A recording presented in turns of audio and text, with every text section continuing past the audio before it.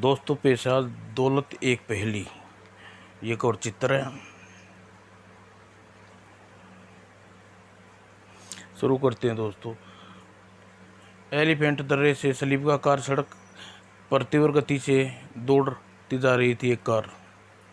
अचानक तभी सामने एक बूढ़ा व्यक्ति आ गया। अरे मरेगा क्या? और कार के ब्रेक के करीब झूल गया और राजा नामक वह व्यक्ति और सड़क पर कुचली बूढ़े की लाश देखकर होश फक्ता हो गए कार में बैठे उनके चारों दोस्तों के। यह तूने क्या कर दिया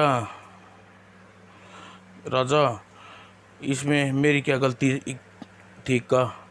अब बहस न करने का कोई फायदा नहीं, पहले इस लाश को ठिकाने लगाने की सोचो। और अगले ही क्षण बूढ़े की लाश को एलिफेंट दर्रे से हजारों फीट खाई में धकेल दी।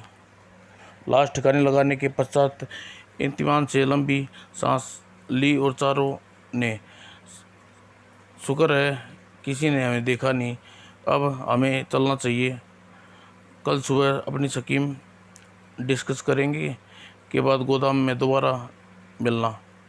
अगले क्षण स्लीपा कार ने सड़क पर दौड़ती जा रही थी, मानो कुछ हुआ ही नहीं। कुछ गड़बड़ तो हो चुकी थी। चार दोस्त थे। जेब कतरी के छोटे मोटी चोरियां करना उनका पेशा था, लेकिन जल्दी अपने काम से उकता गए थे। इक्का राजा बिंदु स्वामी। एक दिन इस तरह हम कब तक अमीर बन सकते हैं इक्का? हमें अमीर बनना है तो हमें कोई लंबा दाव मारना पड़ेगा। कैसा लंबा दाव? राजा ने एक योजना बनाई है, सुनकर चौंक उठोगे। क्या? 1 करोड़ की डकैती की? हाँ। लूट की दौलत छुपाने के लिए गोदाम व किसी एक गोदाम इस गोदाम की के लिए जरूरत पड़ेगी और कार का इंतजाम कर लिया है मार्वस। और इसके पश्चात राजा ने उन तीनों को उस निर्जीव इलाके में स्थित अपनी गोदाम दिखाकर लौट रहा था कि एलिफेंटा दर्रे में दुखद घटना घट गई।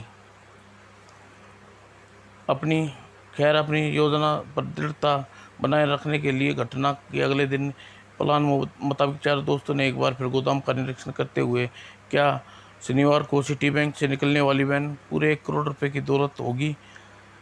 कम या ज़्यादा नहीं, लेकिन तो 1 करोड़ रुपए की। बैंक पर विश्वसनीय कर्मचारी ने अपनी तरफ से मिलकर मैंने यह पता लगाया कि वैन के साथ अन्य गाड़ी या अतिरिक्त वाहन बल नहीं होगा। तुम्हारी आवाज़ क्यों बदल रही है राजा? राजा ही नहीं, राजा के चेहरे के भाव भी बदल रहे हैं। उसकी आँख किसी अंगारे की तरह सुलग रही है। और एक बार कफा देने वाली तीनों ने उसकी हालत देखी। राजा बेवकूफ़ राजा नहीं रघु, तुम मुझे वही रघु हैं जिसे कल रात तुमने कुचल कर एलिफेंटा दर्रे में फेंक दिया था। मैं उसी रघु की आत्मा हूँ। जिस्म का सारा लहू निचड़ता महसूस हुआ उन तीनों का। तुम चारों उस डकैती की योजना बना रहे हो और उसका 5वां हिस्सा यानी 20 लाख रुपये मुझे मेरी बीवी तक पहुंचाना होगा, ताकि मेरी बेटी अक्षा, जिसे मैं पाई जोड़कर डॉक्टर बनाना चाहता था, डॉक्टर बनकर मेरा सपना पूरा कर सके। अन्यथा तुम चारों को पुलिस के हवाले कर दूंगा। वैसे भी तुम बेवकूफ़ों को अकल अव्वल दर्जे की मामूर को क्या मतलब? राजा के मुंह से निकलने वाले रघु के एकाक शब्द की खोपड़ी शर्मराते चले गए। मेरे कहने का मतलब यह है कि बिना हड्डी के मुर्गा वैन में 1 करोड़ की दौलत लूटने के लिए तुम चारों समेत पूरी वैन तो क्या कोई गायब कैसे कर दोगे? लेकिन कैसे? मुस्कुराते हुए रघु ने आत्मा ने स्कीम बताने लगा। और चांद से मुखड़े वाली लड़की की आंखों में स्पष्ट झलक रहा था चिंता की लकीर। पापा अब तक नहीं लौटे माँ, चिंता मत करो, मेरा बुरा हाल है, चिंता के मारे में बुरा हाल है बेटी। मेरे पापा को कितनी बार मेहनत करते देखा है, आखिर अपनी बेटी को डॉक्टरी बनाने देखना चाहते हैं वे। तभी आपका पत्र, मेरा पत्र भला किसने पत्र भेजा है? पत्र पढ़ते ही रो पड़ी और उसकी नीली आंखें। वो पापा अपनी बेटी के डॉक्टर बनाने के लिए यहाँ पर क्या कर डाला? अगले क्षण मुठ्ठियाँ कसती चली गई उस सौंदर्य की देवी की। मैं आपके हत्यारे को बदला लेकर करूँगी पापा। और अपने पापा की तस्वीर के पीछे छुपा दिया हुआ पत्र। आखिर क्या लिखा था उस पत्र में? और आंखें देख राजा मुर्गा से जागा हो। शुक्र है राजा, तुझे होश आ गया। क्या हुआ था मुझे? संक्षेप में बिंदु और रघु की आत्मा ने अपनी सारी कहानी सुनाई और सुनकर खोपड़ी गन्ना उठी राजा की। उफ, हम किसी मुसीबत में फंस गए हैं का? अब यह मुसीबत टल नहीं सकती राजा। अनजाने में जो गलती हुई है उसे उसका पश्चाताप करना पड़ेगा। आने दो राजा, आ रहा बिंदु। और राजा की कदकाठी का पांडु नामक व्यक्ति जिस वैन का ड्राइवर था, वह वैन लूटने की सबसे ज़बरदस्त साजिश चली थी। और गली में मोड़ पर मुड़ते ही एक बिजली बन गए टूटे चार दोनों। राजा और बिंदु ने पकड़कर छुटने का भरकम प्रयास किया, किंतु उनकी आगे भला कब तक अपने हाथ पांव चला लेता? जल्दी ही करो बिंदु। और अगले क्षण कटकट की आवाज़ से 9 इंची चाकू खुला और एक क्षण बेचारे पांडु की आंखों से टपकता नजर आया खूब का आतंक और दहशत। चीख मार भी न पाया था कि मौत हो गई। अपनी योजना का अहम चरण पूरा कर लिया था राजा ने स्वामी ने। अपनी लाडली को होले से छुआ माने और अनुभव पर कल से तू कुछ उदास परेशान है अक्षया। क्या अपनी माँ को भी नहीं बताएगी क्या बात है? गुलाब की पंखुड़ियों से खिल उठी। बस यूं ही माँ, बस यूं ही। अब तो मुझे तेरे पापा की चिंता सताने लगी है बेटी। तू व्यर्थ में चिंता कर रही है माँ। मुझे डॉक्टर बनाने देखने के लिए पापा हर समय मेहनत मजदूरी करते हैं। हो सकता है किसी काम के सिलसिले में बाहर चले गई हूँ। उफ, कैसे बताऊँ बेटी तुझे? घर में आटा भी ख़त्म हो गया है। और माँ के चेहरे पर उदासी उसके गरीब होने के संकेत कर रही थी। शुक्रवार को यानी बैंक रॉबरी के केवल एक दिन शेष बचा था। अचानक उछल पड़ा वह खबर सुनकर बैंक मैनेजर। क्या अस्पताल में? मगर कैसे? अस्पताल से आने वाले सवर ने निशन राजनगर अस्पताल के डॉक्टर का था। मिस्टर, कल रात एक जेब कतरे ने आपकी वैन के सुरक्षा ड्राइवर को थापा को बुरी तरह पीटा और कम से कम 1 सप्ताह से अस्पताल में एडमिट रहना पड़ेगा। उसको बुरी तरह घायल हुआ है। ओह, कल वैन के साथ कौन जाएगा? मैं कुछ कहूँ सर? मेरी नज़र में ऐसा व्यक्ति है जो मेरा दोस्त भी है और अच्छा निशानेबाज भी। क्यों ना कल सुरक्षा गार्ड की जिम्मेवारी उसे सौंप दी जाए? ठीक है। चौंकी गए दोनों दोस्त। आखिर यह वैन ड्राइवर कौन है? ज़रा अनुमान लगाइए। शनिवार यानी सुबह 3 दिन आ चुका था। वैन लूटने जाने वाली थी। मिस्टर साहब, एक बार फिर सुरक्षा इंतजामों को जांच ले लेंगे। Sure sir. वैन की बॉडी पूरी स्टील, टायर भी बुलेट प्रूफ है। ड्राइवर गार्ड वाली सीट पर बीच में बुलेट प्रूफ कांच का पार्टीशन है। यदि ड्राइवर व गार्ड को आपस में बातचीत करनी चाहे तो केवल इंटरकॉम सुविधा है। वैन के पिछले हिस्से में स्थित एक छोटी सी खिड़की है जिसे गार्ड जरूरत पर अपनी गलत की गोलियां चला सकता है। और फिर भी अगर गड़बड़ हो जाए तो ड्राइवर वैन को लगा एक लाल बटन दबाकर तो वैन राजनगर में से थाने में अलार्म बज उठेगा और वहाँ से पुलिस बैकअप वैन पहुंच जाएगी। संतुष्ट हो गए बैंक के उच्च अधिकारी दौलत और सुरक्षा के इंतजामों पर। ठीक 12 बजे वैन सिटी बैंक से निकलकर दिल्ली की ओर रवाना हुई। टेलीफोन की घंटी गनगना उठी। एयरपीस पर आने वाली आवाज़ गजब का उत्तेजना थी। वैन रोक लीजिए मिस्टर साहब, किसी ने कीमत पर रवाना मत होने दीजिए। लेकिन वैन रवाना हो चुकी है, आप कौन बोल रहे हो? ओ गॉड इंस्पेक्टर, मैं इंस्पेक्टर तलवार बोल रहा हूँ। वैन में मौजूद 1 करोड़ की दौलत लूटने वाली है, यूँ को लूट चुकी है। और कुछ क्षण बाद थाने में पहुँचे। यह देखिए मिस्टर सायक, वह वैन ड्राइवर पांडु की लाश है। उसकी लाश के पास यह कागज़ मिला था। बैंक की रॉबरी मरने से पहले यह शब्द लिखा था कि पांडु तो फिर वैन ड्राइवर कौन था? कागज पर फिसलती चली गई थी निगाह। कहानी साफ है मिस्टर सायक, वह ड्राइवर और कोई नहीं, गार्ड दोनों लुटेरे हैं के साथी हैं, जिसने बुलेट प्रूफ स्कीम तहत सारा काम किया है और अंधेरा छाने लगा है मिस्टर सायक की आंखों के सामने। उफ, मुझसे ऐसी इतनी बड़ी गलती कैसे होगी? लुटेरे को पहचानने में कैसे भूल गई मैंने? राजनगर के चप्पे चप्पे पर पूरी पुलिस सक्रिय होगी। राजनगर की घेराबंदी कर लो।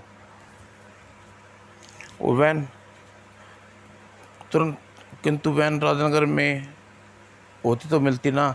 उर्रे, हम दौलत को लूटने में कामयाब हो गए। स्वामी सचमुच रघु की आत्मा ने बुलेट प्रूफ स्कीम बनाई थी। इतना आसानी से हम वैन को उड़ा लाए।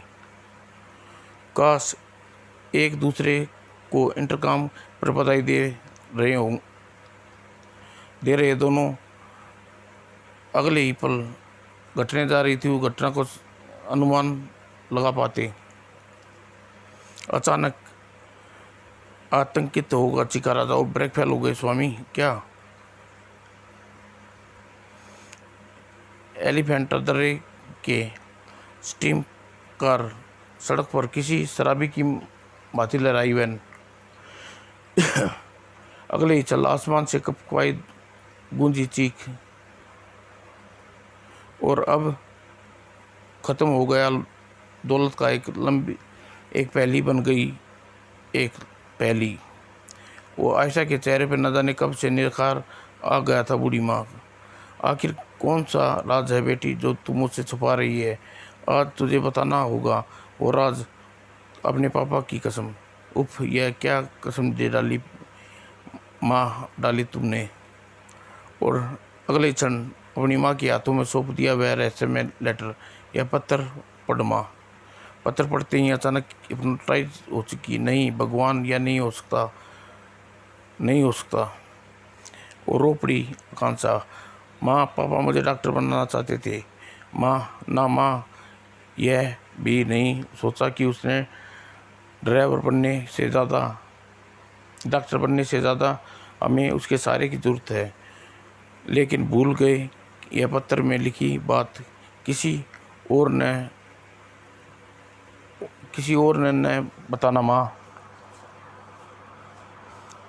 और गोदाम में मौजूद एक कार बिंदु एक क्षण मानो कई युगों के समान प्रतीत हो रहा था। अब तक तो वैन को लेकर आ जाना चाहिए था। कहीं गड़बड़ ना हो गई हो, वे दोनों पुलिस के हत्थे चढ़ गए हों। ऐसा नहीं हो सकता। रेडियो ऑन करता हूँ। और रेडियो ऑन एक बार फिर खबर प्रकाशित हो रही थी। लुटेरों द्वारा 1 करोड़ रुपए की लदी वैन की राबरी, पुलिस सरगर्मी से तलाश। माई गॉड, वैन लूट गई है। कहीं राजा और स्वामी की नीति पर पैसा हड़पने की तो नहीं होगी? यह बाद की बात है। फिलहाल हम किसी सुरक्षित स्थान पर भागना होगा, क्योंकि राजा और स्वामी के बिना यह गोदाम हमारे लिए असुरक्षित है। और पहले क्षण बिंदु और वहाँ बाहर निकल आया इक्का और इधर रघु ने ज़्यादा सुरक्षित स्थान हमारे लिए और कोई नहीं हो सकता। इधर रघु का घर केस और कुछ समय बाद काली कार गोदाम से दूर भागती चली गई और इंस्पेक्टर तलवार मैं बहुत समझ रहा था मैं बहुत समझ कर रखा था माँ बाप ने इसका नाम, क्योंकि मुजरिमों पर टूट पड़ता था वह। बंधु ने मेरे दिमाग फटा जा रहा है। यह लाश तुम कहाँ मिली? इसका कटकी लगाना सामने पड़ी थी, निहार रहा था। साहब मैं लकड़ियाँ काटने एलिफेंटा दर्रे के घने जंगलों की ओर गया था कि एक पेड़ के निकट लाश मिली। आसपास सड़क पर कुछ टहनियाँ भी टूटी पड़ी थी। टहनियाँ टूटी होने का मतलब यह लाश काफ़ी ऊंचाई से फेंका गया था। किंतु यह कौन है? राबरी करने वाले लुटेरे में से तो नहीं, क्योंकि इसकी राबरी आज ही हुई है, जबकि यह लाश कम से कम 6-7 दिन पुरानी है। अरे, लाश की कलाई पर यह नाम लिखा है। शुरू हो चुकी इंस्पेक्टर की तहकीकात। सबसे पहले मुझे इस नाम के व्यक्ति को ढूंढना होगा। और घुटी घुटी चीख निकल गई अक्षय के। अचानक घर में पहुंचे इक्का और बिंदु। देखा, चीखना मतलब कि हम तुम्हारा कुछ नहीं बिगाड़ेंगे, सिर्फ हमें यहाँ कुछ दिन के लिए पना चाहते हैं। लेकिन तुम हो कौन? आवाज़ में इक्का की ओर आकांक्षा को सारी कहानी सुनाई और रघु के एक्सीडेंट होने वाली बात भी छुपा गया।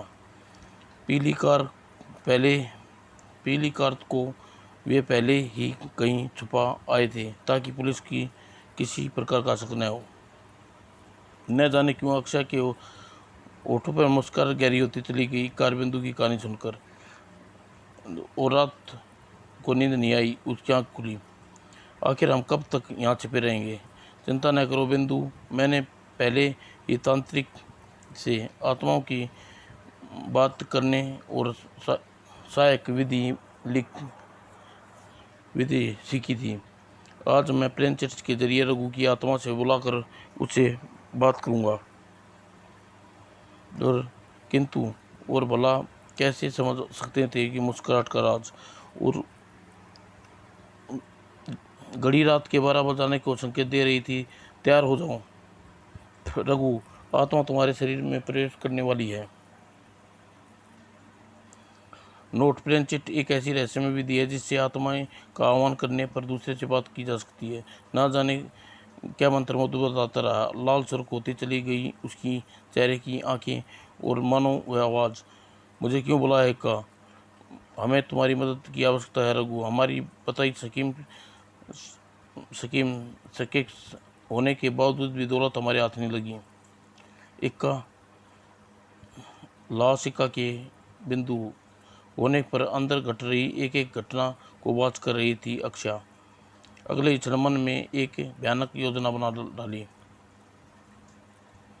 और उसी रात चोरों की तरह दबे कमरे में दाखिल हुई वह।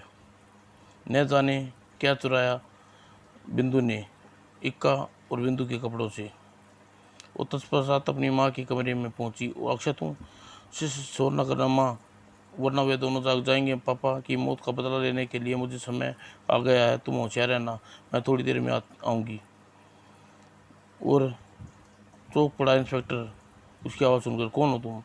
मुझे कानून का रक्षक कहते हैं और जो कहने वाला हूँ वही करो, वरना शिकार हाथ से निकल जाएंगे।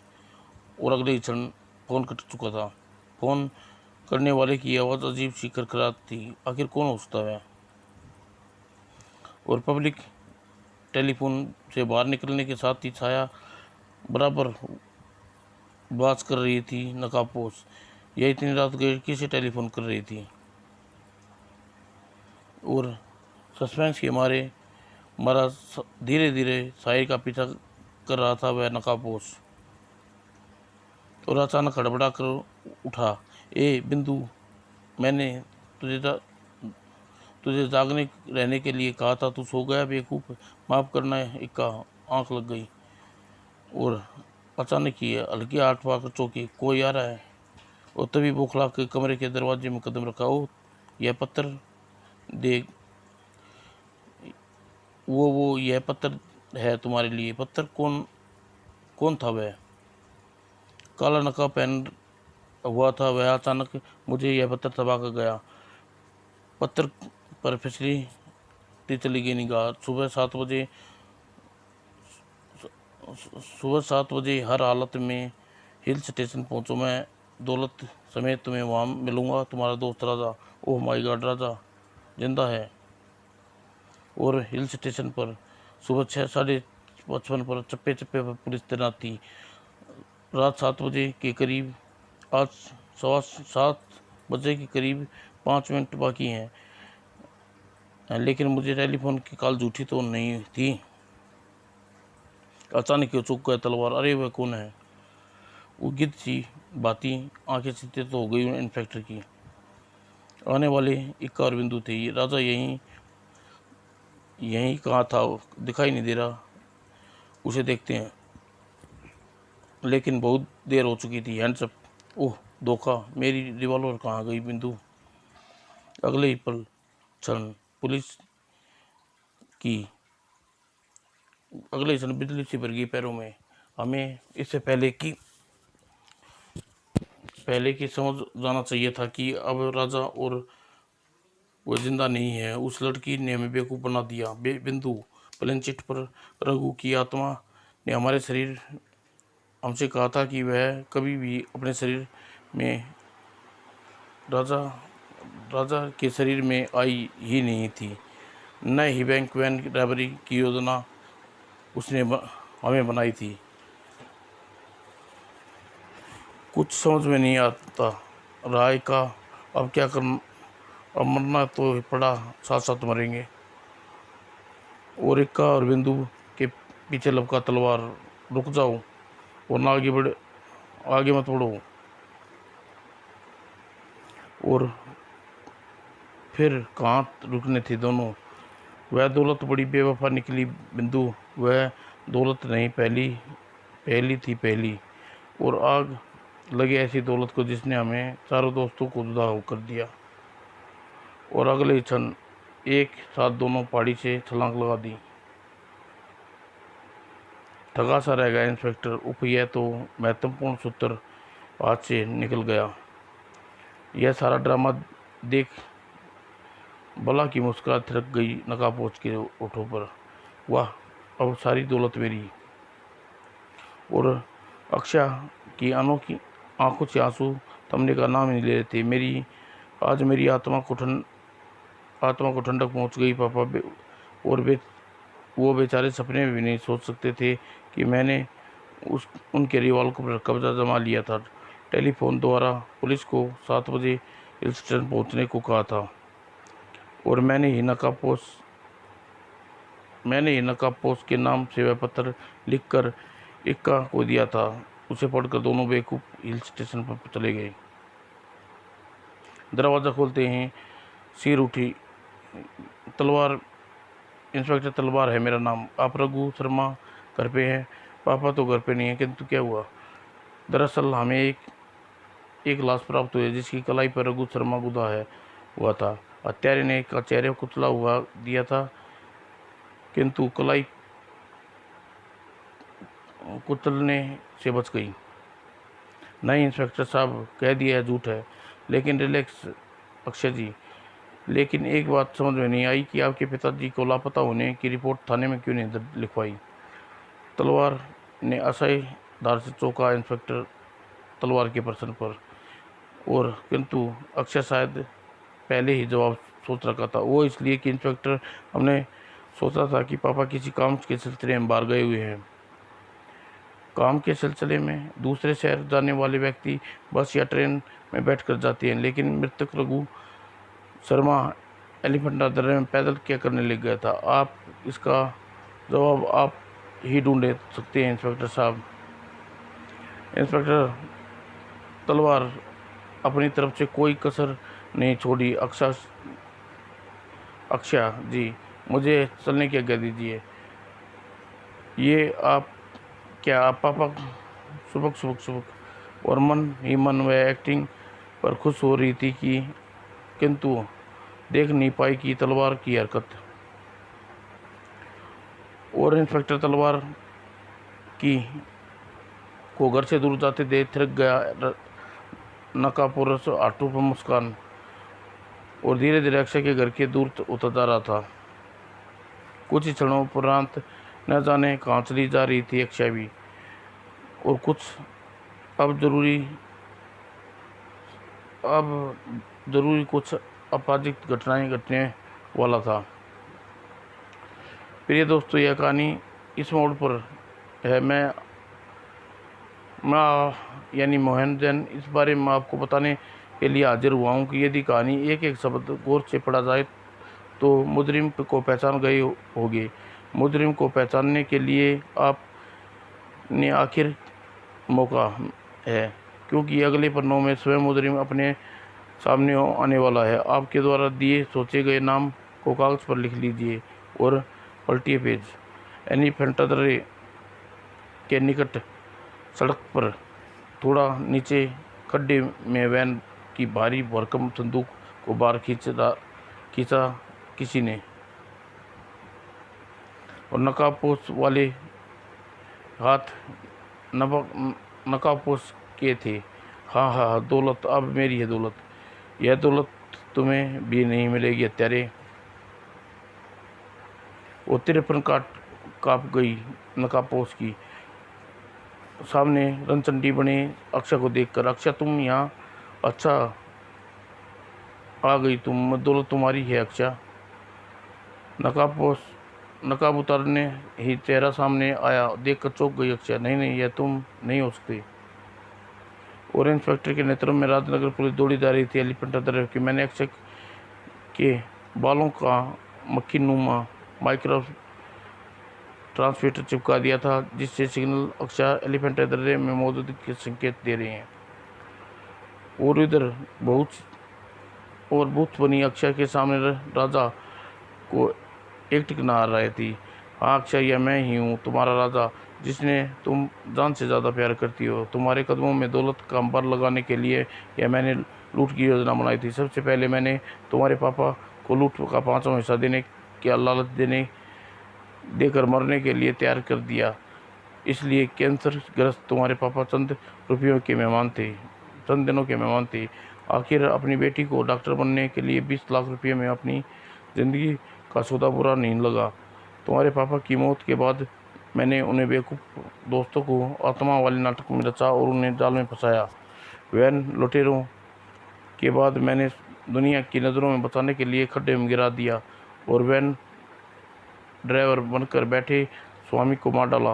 अब सच कहता हूँ अक्षय, कैंसर ग्रस्त तुम्हारे पापा खुद स्वेच्छा से मरने के लिए तैयार हुए थे।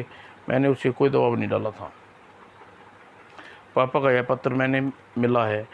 उन्होंने मुझे यह भी कुछ लिखा है कि राजा इस निर्देश के साथ ही तुम्हारी मौत के बाद 20 लाख रुपए देने से मुकर जाएगा। वह पत्र मैंने पुलिस को सौंप दूँ, इसलिए तुम्हें अपने हाथों ख़त्म करने के लिए मैंने यह पत्र पुलिस को नहीं सौंपा। यह सारी दौलत अक्षय, मुझे छोड़ दो। तू इस संसार में सबसे बड़ा कमीना इंसान है राजा, तेरे मरना बेहतर है। नहीं अक्षय। और रणचंडी बनी वह अब कहाँ रुकने वाला था। और एलिफेंटादर्रा हजारों फीट गहराई में नीचे चूर चूर हो जाना था जिस्म। झील सी नीली आंखों में मोती से टपक पड़ी। काश तूने अपनी मेहनत की कमाई 2 पैसे मेरे हाथ पर ला कर रखे होते तो राजा, मैं तुमको अपने संसार की सभी खुशियाँ लड़की समझती। और पुलिस सायरन की आवाज़ धीरे धीरे पास आती चली जा रही थी और खा जाने वाली लहरों ने दौलत को देखा। अब पुलिस, जब तुमने मुझसे मेरा कुछ छीन लिया, लेकिन अब तुझे भी नहीं छोड़ूंगी। और किसी चीते की तरह छलांग लाई इंस्पेक्टर। रुक जाओ अक्षय, रुक जाओ, बेवकूफ़ी मत करो। और रणचंडी बनी अब होश नहीं कहाँ था। अब तू बहुत कमीनी दौलत है, तुझे संसार में सबसे बड़ी पहली है तू। तू किसी की सगी नहीं है। आज तुझे जला कर राख कर दूंगी। और इससे पहले दौलत को डर को छू पाती माचिस की तिल्ली छोला उगला और खून से लथपथ हो गई और दौलत के ढेर पर जा गिरी अक्षय। और हुकारा सा इंस्पेक्टर सभी रिवॉल्वर धुएं को देखा। तभी अक्षय के दौलत के ढेर पर पड़ी अक्षय की लाश को अपनी राय पते पर भेजी। समाप्त दोस्तों।